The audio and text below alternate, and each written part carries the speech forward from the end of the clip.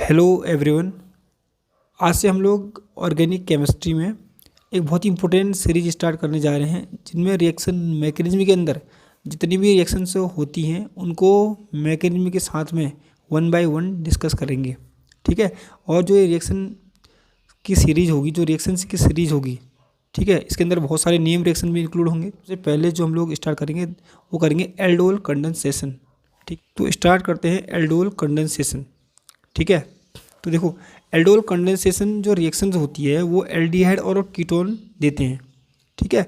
ऐसे एल्डिहाइड और कीटोन जिसमें कम से कम एक अल्फा हाइड्रोजन हो, ठीक है, वही एल्डोल कंडेंसेशन दे सकते हैं। याद रखना, एल्डिहाइड और ketone having at least one alpha hydrogen.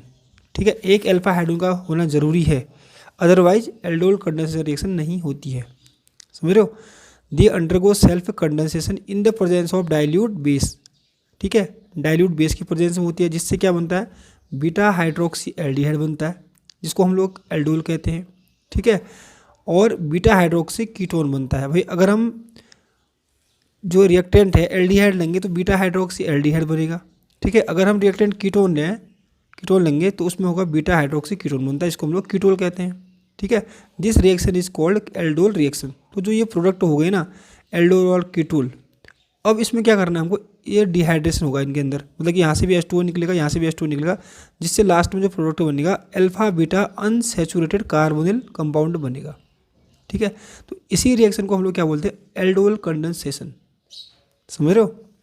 तो यहाँ पर दो मॉलिक्यूल लिए हैं एल्डिहाइड के, एसिटाल्डिहाइड के। देखो CH3CHO और ये भी है CH3CHO। ये हाइड्रोजन तो मैंने ऐसे निकाला है ताकि मैं समझा सकूँ कि ये होता कैसे है। ठीक है। ये हाइड्रोजन यहाँ चले गया, देखो समझो बहुत सिंपल है। डाइल्यूट बेस लिया हमने यहाँ पर, NaOH भी ले सकते हो, बेरियम हाइड्रोक्साइड भी ले सकते हो। ठीक है। तो यह हाइड्रोजन यहाँ चले जाएगा। आगे शॉर्ट में समझाएं तो ये वाला हाइड्रोजन को जो मैंने इसको यहाँ को दिखा रखा है। ठीक है, यहाँ पर देख सकते हैं। और जो यहाँ पर, क्योंकि ये हाइड्रोजन तो यहाँ चले गए तो ये तो OH बन जाएगा, और ये CH2 यहाँ से बॉन्ड बना लेगा तो CH2 लिख दिया। उसके बाद क्या होगा, COH। तो यही है एल्डोल। अब देखो इसको एल्डोल क्यों बोलते हैं, अगर आप ध्यान से देखो तो इसमें एक एल्डिहाइड जैसा वर्ड आ रहा है, एक ऑल जैसा वर्ड आ रहा है। ठीक है, एल्डिहाइड। अब जो एक बना है हमारा प्रोडक्ट, इसमें देखो एल्डिहाइड CHO, एल्डिहाइड एक फंक्शनल ग्रुप है, CHO फंक्शनल ग्रुप है। ठीक है। और OH भी है, जिसको ऑल बोलते हैं, इसलिए क्या बोलते हैं, एल्डोल। एल्डिहाइड के उससे एल्ड, ठीक है, OH के उससे ऑल, एल्डोल बन गया। इसका अगर हम वैसे नेमिंग करेंगे तो IPC नेम भी अलग होगा। इसको बीटा हाइड्रोक्सी एल्डिहाइड भी कह सकते हैं। क्यों कह रहे हैं बीटा हाइड्रोक्सी, देखो जो CHO है ना, कोई सा फंक्शनल ग्रुप होता है, ठीक है, उस फंक्शनल ग्रुप को छोड़ के जो उसके साथ पहला कार्बन जुड़ा होता है उसको अल्फा कार्बन कहते हैं। ठीक है। उसके बगल में जो कार्बन होता है अल्फा कार्बन के साथ जुड़ा कार्बन, उसको बोलते हैं बीटा कार्बन। बीटा में हाइड्रोक्सी लगा है, ठीक है, इसलिए बोला बीटा हाइड्रोक्सी एल्डिहाइड। ठीक है। और जब इस बीटा हाइड्रोक्सी एल्डिहाइड का हम लोग डिहाइड्रेशन करेंगे तो क्या बन जाएगा, alpha beta unsaturated carbonyl compound है। इनके IPC नेम अलग होगा, इसका IPC नेम अलग होगा, मैंने कॉमनली नेम लिखा है यहाँ पर। ठीक है।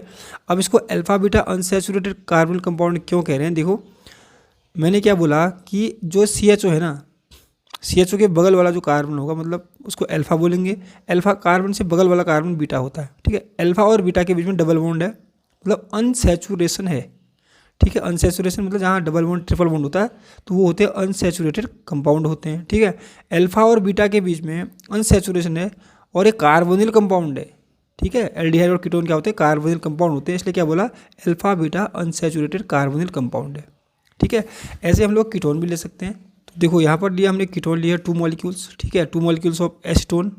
इसमें भी सेम वही होने वाला है भाई। हम बेरियम हाइड्रोक्साइड हमने ले लिया तो पहले क्या बनेगा, बीटा हाइड्रोक्सी कीटोन बनेगा, क्योंकि हमने कीटोन लिया है यहाँ पर स्टार्टिंग में, तो कीटोन ही बनेगा। उसको कीटोल भी कहते हैं। इसका डिहाइड्रेशन हो जाएगा। देखो डिहाइड्रेशन में क्या होगा, ध्यान देना थोड़ा, जो ये है ना फंक्शनल ग्रुप, कौन सा वाला, CO वाला। ठीक है, मतलब कार्बोनिल फंक्शनल ग्रुप के पहला वाला कार्बन जो अल्फा होता है, अल्फा से हम लोग हाइड्रोजन निकालेंगे। ठीक है। और बीटा से हम लोग OH निकाल देंगे। ठीक है। तो अल्फा और बीटा के बीच में देखो, यहाँ से OH बाहर निकला, यहाँ से H बाहर निकला, तो अल्फा और बीटा के बीच में क्या बन जाएगा, डबल बॉन्ड बन जाएगा, ये बना हुआ है। ठीक है। तो स्टार्ट करते हैं मैकेनिज्म। ठीक है। तो देखो मैकेनिज्म को डिस्कस करने से पहले हमको एक चीज़ पता होना चाहिए कि वो जो अल्फा हाइड्रोजन हैं, अल्फा हाइड्रोजन क्या होते हैं। ठीक है। क्योंकि मैंने क्या बोला कि एल्डोल और एल्डोल कंडेंसेशन वही एल्डिहाइड और कीटोन देते हैं जिसमें कम से कम एक अल्फा हाइड्रोजन हो। ठीक है, तो अल्फा हाइड्रोजन क्या होते हैं वो देखते हैं। देखो जैसे फंक्शनल ग्रुप होता है ना, जैसे एल्डिहाइड फंक्शनल ग्रुप है CHO। ठीक है, इस फंक्शनल ग्रुप के साथ जो पहला कार्बन होता है इसको बोलते हैं अल्फा कार्बन। क्या बोलते हैं? Alpha carbon. इसमें जितने हाइड्रोजन जुड़े हैं उनको बोलते हैं अल्फा हाइड्रोजन। तो यहाँ पर कितने अल्फा हाइड्रोजन है? 3 अल्फा हाइड्रोजन यहाँ पर है। ठीक है, हमको सिर्फ एक अल्फा हाइड्रोजन की ज़रूरत है, कम से कम एक अल्फा हाइड्रोजन की ज़रूरत है, यहाँ तो 3 है। तो ये एल्डोल रिएक्शन मतलब एल्डोल कंडेंसेशन रिएक्शन ये देता है क्योंकि इसमें अल्फा हाइड्रोजन है। ठीक है, सेम बात करें यहाँ पर कीटोन की, तो जो कीटोन में CO ग्रुप होता है कार्बोनिल ग्रुप, इसके बगल वाला कार्बन अल्फा, ये भी कार्बन अल्फा। तो हमारे पास छः अल्फा हाइड्रोजन है। ठीक है, 3 यहाँ पर और 3 यहाँ पर, तो यहाँ पर 6 अल्फा हाइड्रोजन है। तो ये भी क्या करेगा? एल्डोल कंडेंसेशन रिएक्शन करेगा। ठीक है, यहाँ पर देखो CHO आ गया, इसके बगल वाला कार्बन अल्फा कार्बन 2 हाइड्रोजन है, तो 2 अल्फा हाइड्रोजन यहाँ पर हैं। ठीक है, 2 अल्फा हाइड्रोजन है यहाँ पर, इसलिए ये भी एल्डोल कंडेंसेशन रिएक्शन देता है। समझ रहे हो? तो ऐसे तो समझो कि अल्फा हाइड्रोजन होते क्या है। ठीक है, अब देखो अल्फा हाइड्रोजन की वजह से क्या होता है पहले वो समझ लेते हैं। देखो होता क्या है इसमें, जैसे यहाँ पर देखो मैकेनिज्म देखते हैं। पहले स्टेप जैसे फॉर्मेशन ऑफ इनोलेट, जैसे हमने यहाँ पर 2 मॉलिक्यूल लिए थे। ठीक है, 2 मॉलिक्यूल लिए थे, 2 सेम मॉलिक्यूल लेने, इतना याद रख। एल्डोल कंडेंसेशन से पढ़ रहे हैं तो दोनों सेम मॉलिक्यूल होने चाहिए। जैसे CH3 CHO है एक। ठीक है, दोनों सेम है यहाँ पर। या हम इसको ले लें 2 CH3 CO CH3, ये भी दोनों सेम है। तो इनके बीच में आपस में रिएक्शन होनी है, इनके बीच में कंडेंसेशन होता है, तो इसको बोला सेल्फ कंडेंसेशन। ठीक है, अब देखो होता क्या है, जैसे हमने यहाँ से एक CH3 CHO ले लिया, मतलब एक मॉलिक्यूल हमने ले लिया है, ये मॉलिक्यूल लिया। ठीक है, मैंने इसको ऐसे लिख दिया है, इसमें से एक मॉलिक्यूल को लिया। तो जो बेस हमने डाला था, बेस क्या करता है पता है? अभी सुनो, बेस क्या करता है कि इस प्रोटॉन को अब्स्ट्रैक्ट करता है यहाँ से, मतलब निकालता है। तो नेगेटिव जो चार्ज बनता है ना, एक बॉन्ड इधर को ब्रेक होगा, तो यहाँ पर कार्बन एनायन बन रहा है क्योंकि कार्बन पर नेगेटिव चार्ज आ रहा है। ठीक है, CH2 नेगेटिव COH, ये हो गया कार्बन एनायन हो गया। ठीक है, अभी जो कार्बन एनायन है ये रेजोनेंस के द्वारा स्टेबलाइज्ड है। कैसे पता चल रहा है? क्योंकि कंजुगेशन में है, नेगेटिव सिंगल डबल। ठीक है, ये इधर को कंजुगेशन में हो रहा है, तो ये स्टेबलाइजेशन इसको मिलता है कार्बन एनायन को। ठीक है, कार्बन एनायन को स्टेबलाइजेशन मिल रहा है ड्यू टू रेजोनेंसेस। ठीक है ना?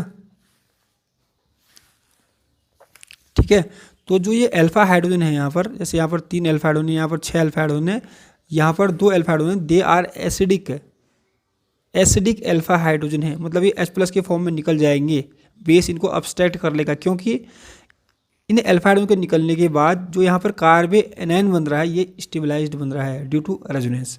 समझ रहे हो? तो पहला स्टेप इसको बोलते हैं इनोलेट फॉर्मेशन, इनोलेट बनता है। तो पहला स्टेप कभी भी एक मॉलिक्यूल हम लोग लेंगे 2 मॉलिक्यूल में से, ठीक है, उससे इनोलेट बनता है। तो यहाँ पर बना रखा है ये इनोलेट, आप समझ गए होगे कि कैसे बना है। ठीक है, बेस ने अब्स्ट्रैक्ट किया, प्रोटॉन नेगेटिव आया, नेगेटिव, ये रेजोनेंस के थ्रू स्टेबलाइजेशन इसको हो रहा है, तो यहाँ पर शो कर रखा है प्लस H2 बाहर, OH यहाँ से, H यहाँ से, H2 बाहर। ठीक है, अब ये क्या होगा, ये जो इनोलेट है ना, इनोलेट आयन, ये न्यूक्लियोफाइल की तरह बिहेव करता है। ठीक है, न्यूक्लियोफाइल की तरह बिहेव करता है। हमारे पास कितने थे? CH3 कितने मॉलिक्यूल थे? CH3 CHO के 2, तो एक ने इनोलेट बना लिया। ठीक है, जो दूसरा वाला बचा है ना, अब जो ये इनोलेट है दूसरे पर अटैक करेगा। ठीक है, लिखा हुआ है attack of enolate ion on the second molecule of acetaldehyde. तो ये एस्टल्डिहाइड है दूसरा मॉलिक्यूल, ये इनोलेट है, ये इस पर अटैक कर देगा। ठीक है, क्योंकि ऑक्सीजन की तरफ, ऑक्सीजन पर नेगेटिव होता है, तो इस पर क्या होगा, पार्शली पॉजिटिव होगा, तो पॉजिटिव पर कभी नेगेटिव अटैक करेगा। ये बॉन्ड यहाँ को ब्रेक होगा, मतलब ये वाला बॉन्ड यहाँ को ब्रेक होगा, तो यहाँ पर नेगेटिव आ जाएगा, इस पर पॉजिटिव आएगा, उसी टाइम क्या करेगा, ये अटैक कर लेगा यहाँ से। ठीक है, तो इस टाइप का बन जाएगा, ऊपर नेगेटिव दिखा रखा है। ठीक है, ये बॉन्ड ये जो H है मैंने यहाँ को दिखा दिया, CH2 यहाँ से होगा CH2 COH। ठीक है, उसके बाद क्या होगा, H2O, यहाँ पर H2 डालना पड़ेगा हमने। तो H2O से क्या होगा, ये प्रोटॉन अब्स्ट्रैक्ट कर लिया, जो OH है ना, मतलब O नेगेटिव यहाँ से H+ को निकाल लेगा, तो क्या बन जाएगा, OH बन जाएगा। इसको ही बोलते हैं एल्डोल। ठीक है, अब जो एल्डोल बनाया है इसका क्या होगा, डिहाइड्रेशन होगा। तो अब क्या होगा, जो एल्डोल बना था, एल्डोल का डिहाइड्रेशन होगा। ठीक है, तो डिहाइड्रेशन में क्या होगा भाई, जो CHO है ना, CO के पहला कार्बन अल्फा कार्बन होता है, अल्फा कार्बन से हाइड्रोजन निकलता है। ठीक है, बीटा कार्बन से OH निकलेगा, जिससे अल्फा और बीटा के बीच में, ये अल्फा ये बीटा, अल्फा और बीटा के बीच में डबल बॉन्ड बन जाएगा। ठीक है, तो डबल बॉन्ड बन गया है, और यहाँ से H यहाँ से, OH यहाँ से, H2O बाहर निकल गया। तो क्या बना यहाँ पर, ब्यूट 2 इनल, मतलब अल्फा और बीटा के बीच में अनसैचुरेशन आ गया, तब बोलते हैं alpha beta unsaturated carbonyl compound. ठीक है, तो ये है एल्डोल कंडेंसेशन की मैकेनिज्म। आप चाहो तो इसकी जगह में कीटोन लेके भी देख लेना, ठीक है, सेम ऐसे मैकेनिज्म के थ्रू वो भी बन जाएगा प्रोडक्ट। अब इसमें एक बात याद रखनी है, जो फॉर्मेल्डिहाइड होता है, बेंजल्डिहाइड होता है, बेंजोफिनोन होता है, ये एल्डोल रिएक्शन नहीं देते, एल्डोल कंडीशन नहीं देते, क्योंकि इनमें अल्फा हाइड्रोजन नहीं होता है, समझ रहे हो। तो कोई से भी ऐसे एल्डिहाइड और कीटोन जिनमें अल्फा हाइड्रोजन नहीं होता, जैसे मैंने बोला SCHO को आप लिखोगे तो ये तो SCHO ऐसे लिख दिया, ठीक है। इसमें देखो मैंने क्या बोला, फंक्शनल ग्रुप के पहले वाला जैसे CO है, CO के बगल वाला कोई कार्बन ही नहीं है, पहले अल्फा कार्बन तो होना चाहिए, ठीक है। यहाँ पर अल्फा कार्बन ही नहीं है, अल्फा कार्बन में जो हाइड्रोजन जुड़ते हैं उनको क्या बोलते हैं, अल्फा हाइड्रोजन। तो यहाँ पर अल्फा हाइड्रोजन भी नहीं है, अल्फा कार्बन भी नहीं है, समझ रहे हो। और बेंजोफिनोन बोला मैंने, ये है क्या, बेंजल्डिहाइड। बेंजल्डिहाइड को अगर हम लिखें तो इसको ऐसे लिख सकते हैं, ठीक है। तो ये C6H5 हो गया, ये लिखा COH। यहाँ पर भी आप देखो अल्फा कार्बन तो है, यहाँ पर CO के बगल वाला कार्बन अल्फा कार्बन, पर यहाँ पर हाइड्रोजन नहीं है, क्योंकि यहाँ पर कार्बन की वैलेंसी 4 ऑलरेडी है, 1 2 3 4, तो यहाँ पर हाइड्रोजन नहीं है अल्फा, ठीक है। तो यहाँ पर भी एल्डोल कंडीशन रिएक्शन नहीं होती है। और बेंजोफिनोन की बात करें तो ये होता है बेंजोफिनोन, तो ये भी एल्डोल रिएक्शन नहीं देता है, क्योंकि देखो ये अल्फा कार्बन है, पर वहाँ पर हाइड्रोजन नहीं है ना, क्योंकि वहाँ पर तो ऑलरेडी कार्बन की 4 वैलेंसी है, तो हाइड्रोजन नहीं है, तो अल्फा हाइड्रोजन ही नहीं है, तो एल्डोल कंडीशन नहीं होता है।